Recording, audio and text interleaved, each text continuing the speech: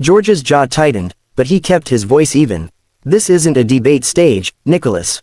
We're here to discuss your film. You agreed to that. Cage's eyes narrowed. And I will talk about it, but not while pretending everything else in the world is peachy. This film is about grief, corruption, and silence. 3 things this country is drowning in, and no one on this couch ever wants to touch them. There was a beat of silence. Robin Roberts leaned in, her voice trying to cool the heat. We understand the film touches on real issues, and we'd love to give you space to explore that. But Cage was already in full tilt. I'm tired of seeing art reduced to a 2-minute promo, he continued, his voice growing louder. I made this movie myself. No studio, no big budget. Just pain and a camera. It's about a man losing his daughter to a system that refuses to acknowledge her death.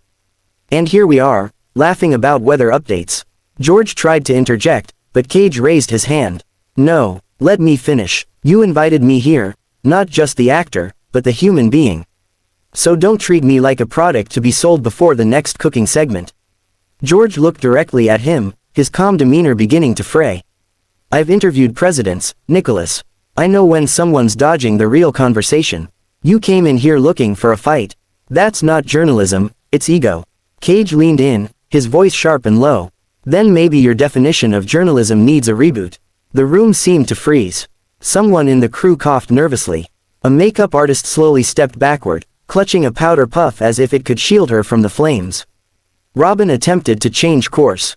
Let's bring this back to the film. It's called Fallen Light, and I renamed it, Cage said curtly. It's Silent Truth now. George blinked. You renamed the film this week. I funded it. I own it. I can call it whatever I want. There was an audible exhale from one of the assistant producers behind the scenes. Everything was spiraling fast. The control room began flashing alerts, asking the hosts to pivot, cut to commercial, anything. But before that could happen, George turned toward the camera and said, "We're going to take a break." "No you're not," Cage said, standing up. The camera operator instinctively zoomed out as Cage stood, towering above the seated hosts. His presence was magnetic and unnerving, like watching a volcano moments before eruption. I'm not some washed-up actor begging for attention.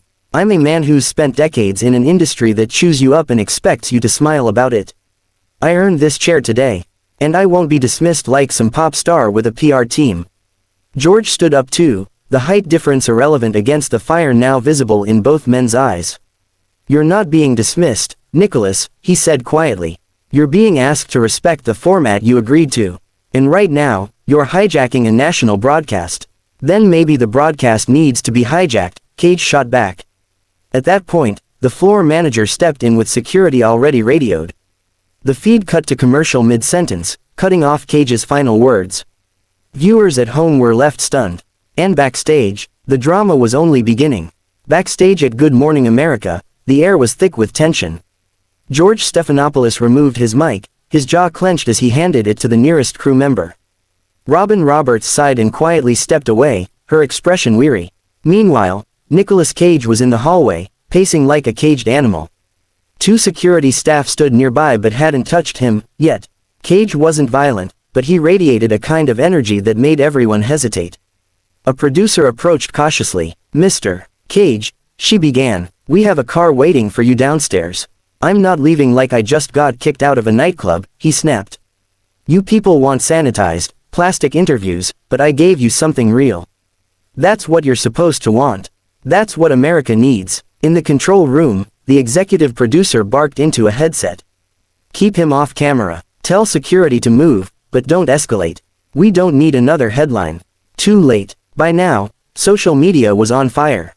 #CageVsGMA was trending worldwide. On TikTok, users were recreating the scene with over-the-top impressions. On Twitter, journalists and celebrities weighed in. Some called Cage a misunderstood artist, while others labeled him an out-of-control diva. The debate was fierce, passionate, and everywhere. Meanwhile, Cage finally walked out of the building through a side entrance. Paparazzi were already waiting. Nicholas, what happened in there? Were you drunk? Did you attack George? He turned toward them, his expression calmer now, almost reflective. I walked into a place that pretends to care about art, he said softly, and got punished for telling the truth. The clip would be replayed thousands of times within the hour. By midday, George Stephanopoulos addressed the situation live on air during a follow-up segment. His tone was measured but firm. "We invited Mr. Cage here to promote his new film. What happened this morning was unexpected. While we support artistic expression, we also believe in respectful dialogue. Unfortunately, that line was crossed today." He didn't mention Cage by name again. But Nicolas wasn't done. That evening, he uploaded a 12-minute video to YouTube, titled, "The Truth About What Happened at GMA." In it, he sat in front of a fireplace, no makeup, no filter. Just Nicolas Cage, raw, tired, and unapologetic. "I came to talk about a film that means everything to me," he began. "It's about grief, corruption, and the pain of being silenced. And ironically, I got silenced live on air." He paused, then added, "George isn't the villain. I don't think there is one. But this system we've built, where artists are only welcome if they stay on script. That's the real enemy." By morning, the video had 8 million views. Critics started rethinking their initial reactions. Celebrities who had stayed silent earlier began speaking out. Viola Davis reposted the video with the caption, "Sometimes disruption is the only way forward." Ethan Hawke tweeted, "Cage said what most of us think but are too afraid to say." A day later, Netflix announced it had acquired Silent Truth for streaming, promising a wide release and a spotlight on Cage's unfiltered vision. As for Good Morning America, they quietly removed the full Cage segment from their site, replacing it with a brief statement about editorial standards. But something had shifted in the media world. Morning shows, once untouched institutions, were now under new scrutiny. And Nicolas Cage, he became an unlikely hero to artists, activists, and free thinkers.